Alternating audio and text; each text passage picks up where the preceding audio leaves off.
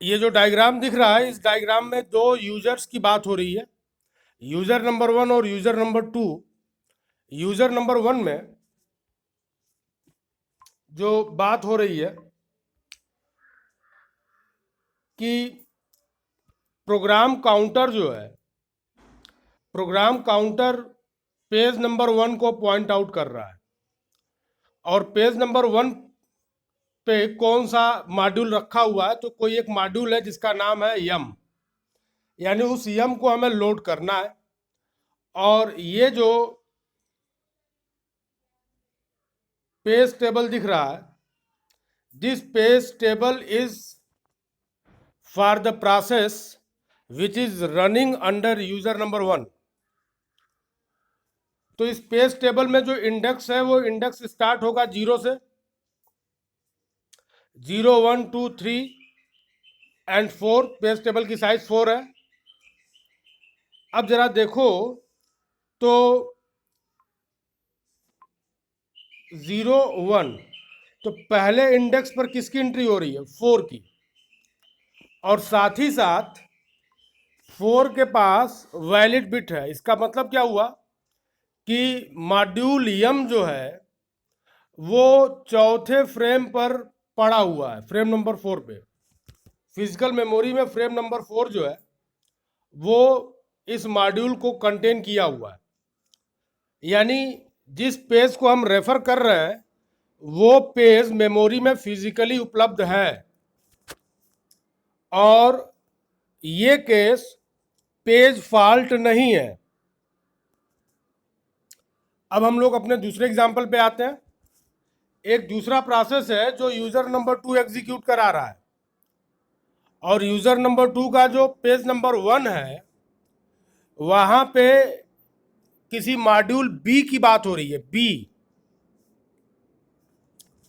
और अब जरा यूजर नंबर 2 का जो ये पेज टेबल है इसको ध्यान से देखो तो 0th इंडेक्स पर एंट्री है 6 की, लेकिन फर्स्ट इंडेक्स पर इनवैलिड बिट है।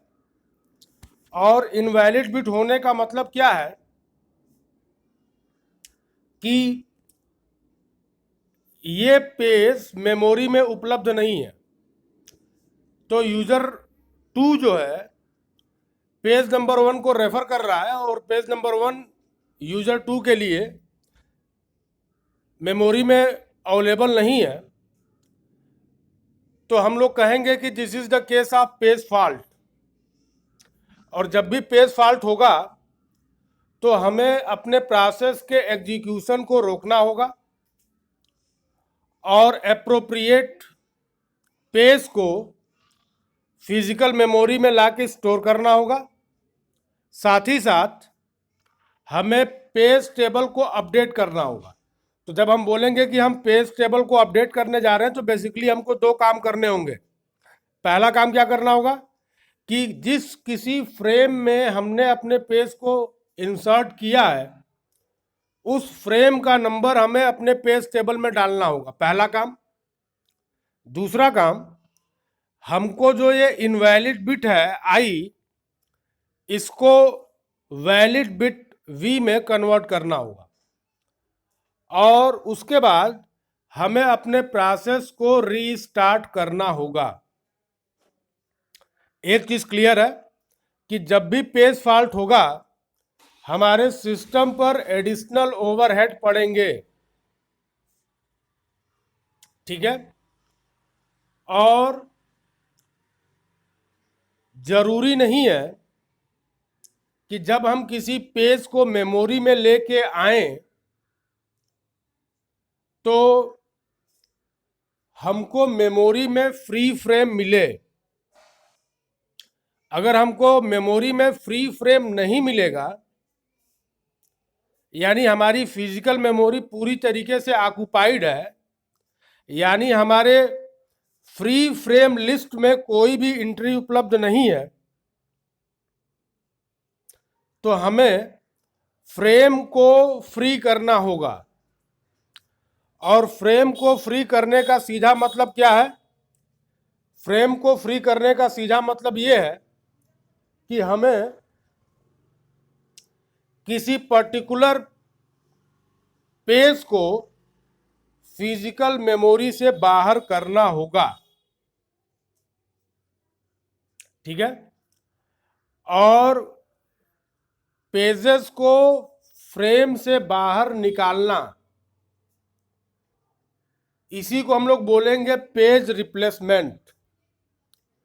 और इस पेज रिप्लेसमेंट के लिए बहुत सारे एल्गोरिदम्स हैं। एल्गोरिदम्स क्या बताएंगे? पॉलिसीज। जो कोई फ्रेम मेमोरी से बाहर किया जाएगा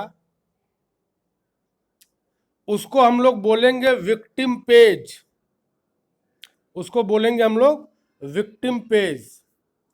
तो अगर कोई पूछता है कि पेज रिप्लेसमेंट से क्या मतलब है, तो जवाब क्या होगा कि हमारे फिजिकल मेमोरी में कोई भी फ्रेम जो है वो उपलब्ध नहीं है, फ्री नहीं है। उस केस में हमको क्या करना होगा? तो उस केस में हमको अपने फिजिकल मेमोरी से कुछ पेजेस को बाहर निकालने पड़ेंगे।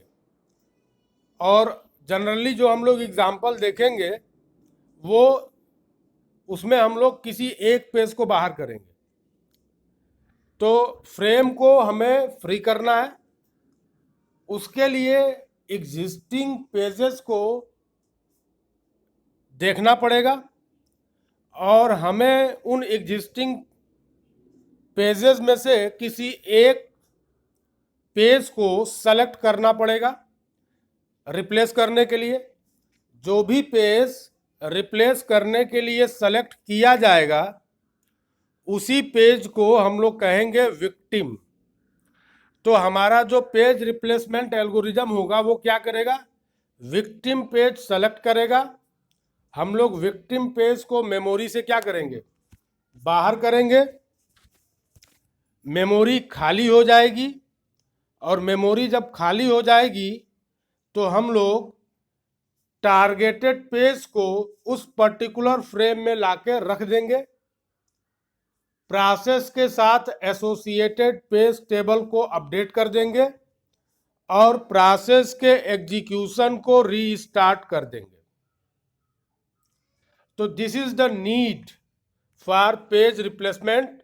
मीन्स मेरे पास फ्री फ्रेम्स उपलब्ध नहीं है।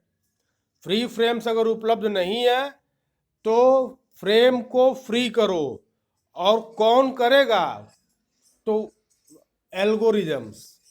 एल्गोरिदम्स बताएंगे कंडीशन, और on the basis of the condition victim page will be selected and victim page will be swapped out of the memory. जगह खाली होगी, नया पेज मेमोरी में आएगा। आगे चलते हैं।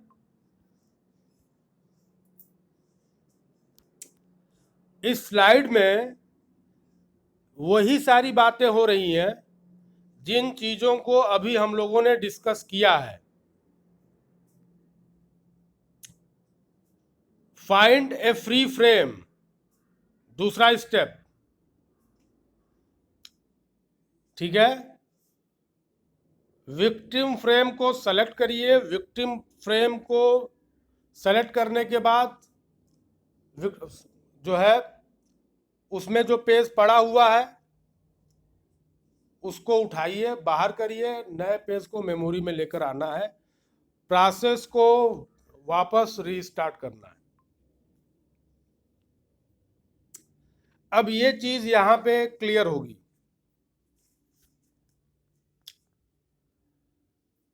ध्यान देना है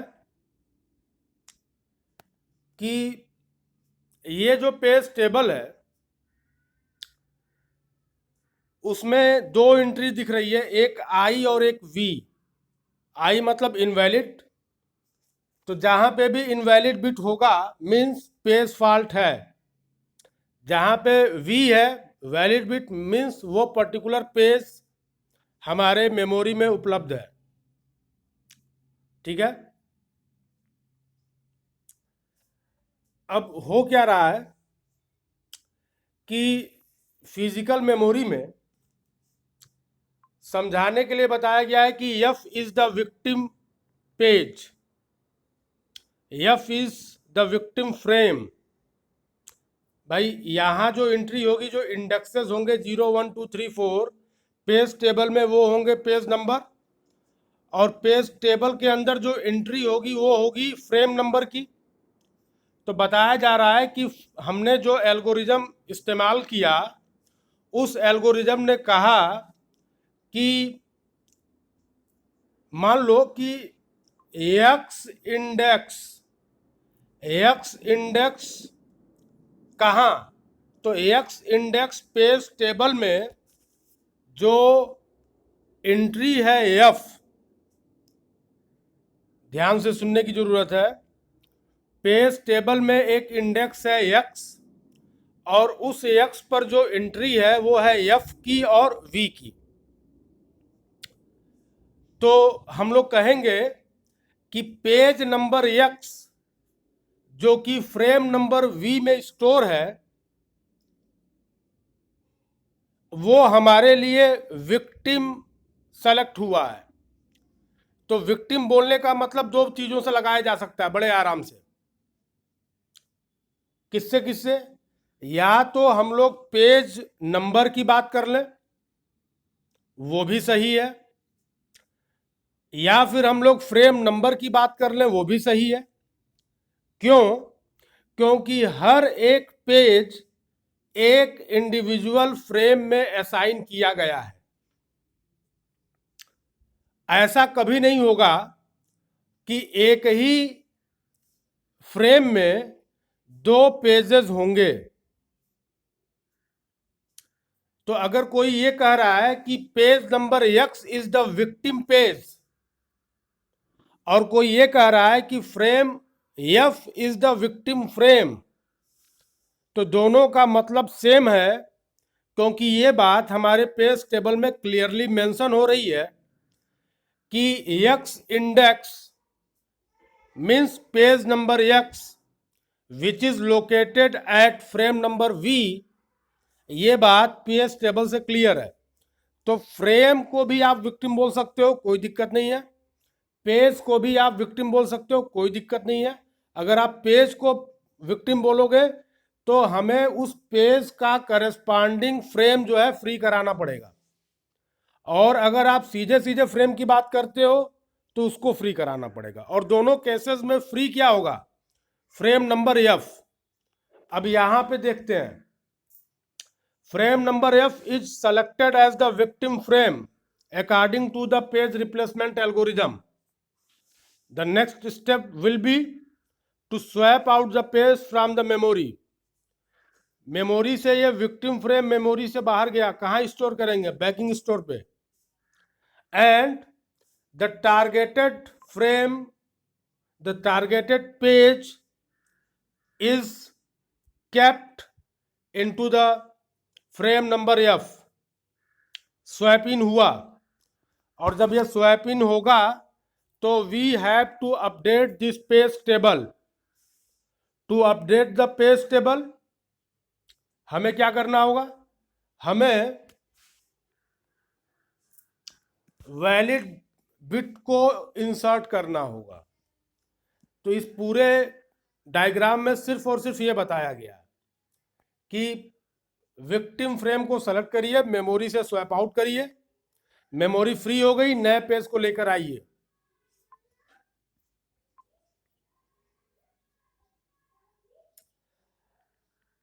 अब ये जो सीक्वेंस दिख रहा है,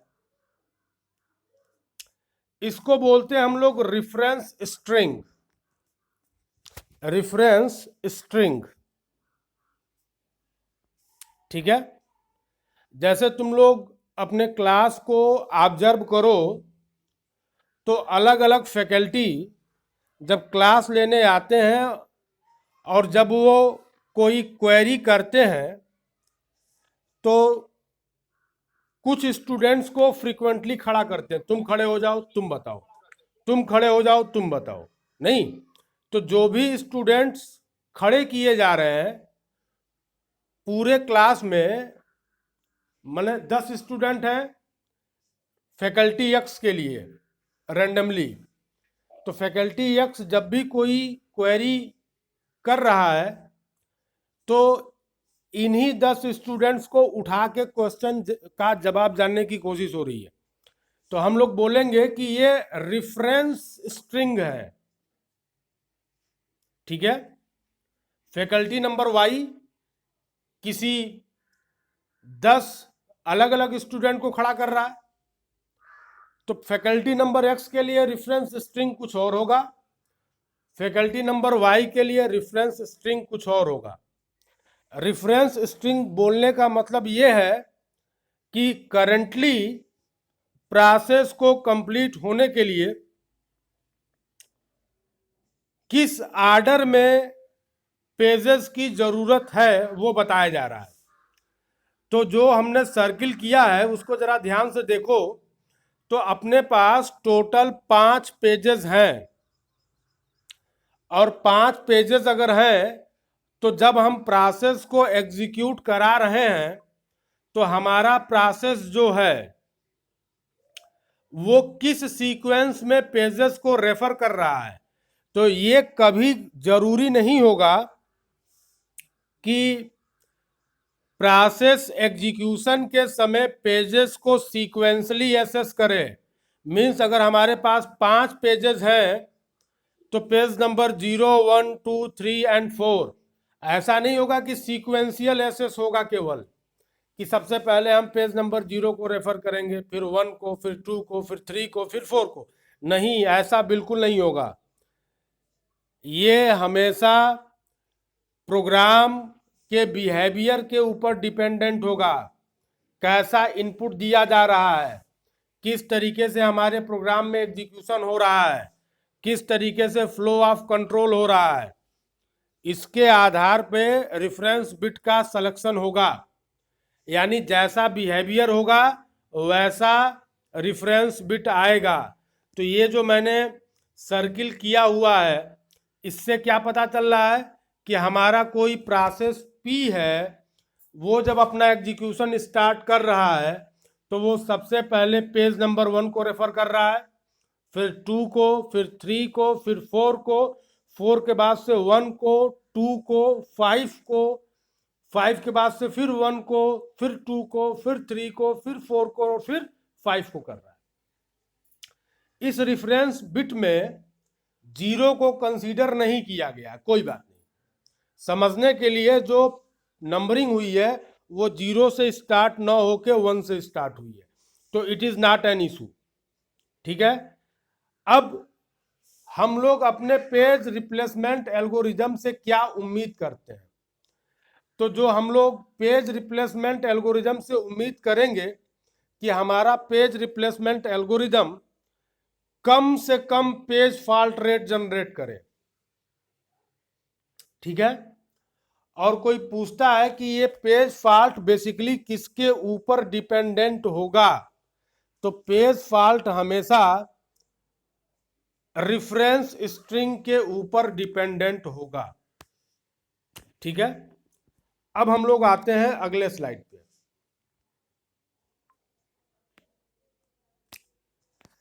इस डायग्राम के बारे में हम लोग आगे चर्चा करेंगे। फिलहाल ये चीज जरा हम लोग देखें। We have the first page replacement algorithm, first in first out algorithm, और यहां पे रेफरेंस स्ट्रिंग दी गई है 1 2 3 4 1 2 5 1 2 3 4 एंड 5। मीन्स हमारा प्रोसेस इसी सीक्वेंस में पेजेस को यूज करेगा। Process will use the pages in the order of reference string.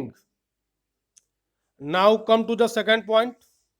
Here we have 3 frames. 3 frames means 3 pages can be in memory at a time per process. बोलने का मतलब यहां पे जो ऑपरेटिंग सिस्टम बोल रहा है वो क्या बोल रहा है कि किसी भी प्रोसेस से रिलेटेड 3 पेजेस ही एक टाइम पर मेमोरी में उपलब्ध होंगे। It doesn't matter process owns thousands of pages. If we have a policy that only only three pages of a process will be in the memory at a particular time, it means at a particular time t, we have only three pages in three different frames of a process. इससे कोई मतलब नहीं है कि हमारे process के पास 100 pages है, 1000 pages है। 3 पेजेस होंगे, एक पॉलिसी है, मीन्स हमारे प्रोसेस के केवल 3 पेजेस ही मेमोरी में रहेंगे। दूसरे वाले पॉइंट में क्या बोला जा रहा है, जो पॉलिसी है वो है 4 फ्रेम्स की, 4 फ्रेम, यानी हमारे प्रोसेस के 4 पेजेस किसी पर्टिकुलर टाइम पर मेमोरी में उपलब्ध रहेंगे। यहां पर भी इस बात का कोई मतलब नहीं है कि हमारे प्रोसेस के पास 400 पेजेस हैं या 4000 पेजेस हैं, ठीक है। और जो डायग्राम हम लोग पीछे ग्राफ छोड़े थे वो एक बहुत शानदार ऑब्जर्वेशन है, उसको हम लोग बोलते हैं बिलेडी एनामली। अब जरा इन दोनों पेज टेबल को ध्यान से देखो, तो पहला जो फ्रेम है वहां पे पहला जो पेज टेबल है उसमें 3 एंट्री है, और जो दूसरा फ्रेम है उसमें 4 एंट्री है, यानी टेबल नंबर 2 की साइज ज्यादा है टेबल नंबर 1 से।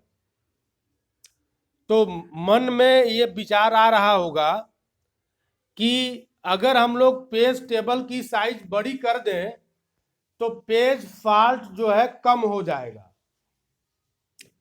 तो यहां पर यही बात बताई गई है कि जो रेफरेंस स्ट्रिंग है, ये रेफरेंस स्ट्रिंग इन दोनों केसेस में सेम है।